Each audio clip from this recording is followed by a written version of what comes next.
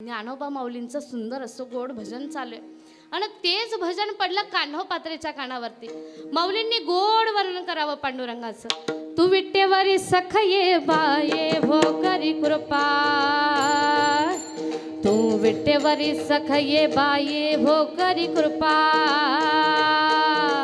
हे वर्णन ऐकलं कान्हो पात्रेनं आणि राहावतंय कुठं, लगेचच गेली ज्ञानोबरायांच्या चरणावरती दंडवत नतमस्तक झाली आणि विचारलं माऊलींना, काय हो माऊली, तुम्ही सगळी संत मंडळी त्या पांडुरंगाचं एवढं गोड वर्णन करतात, त्याच्या रूपाचं एवढं कौतुक करतात, खरंच तुमचा हा पांडुरंग परमात्मा नक्की करतो तरी काय, असा प्रश्न विचारल्यानंतर माऊलींनी गोड उत्तर द्यावं कान्हो पात्रेला.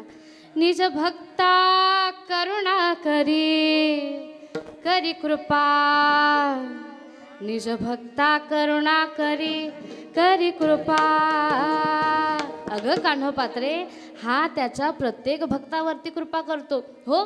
मग मलाही पाहायचा आहे तुमचा हा विठुराया, मलाही पाहायचा आहे तुमचा हा पांडुरंग परमात्मा, असा प्रश्न विचारल्यानंतर मग लगेचच मुक्ताईनं त्या कान्हो पात्रेचा हात हातात घ्यावा आणि कान्हो पात्र ही लगेचच निघाली मंगळवेढा नगरीतून पंढरपुराला जाण्याकरता.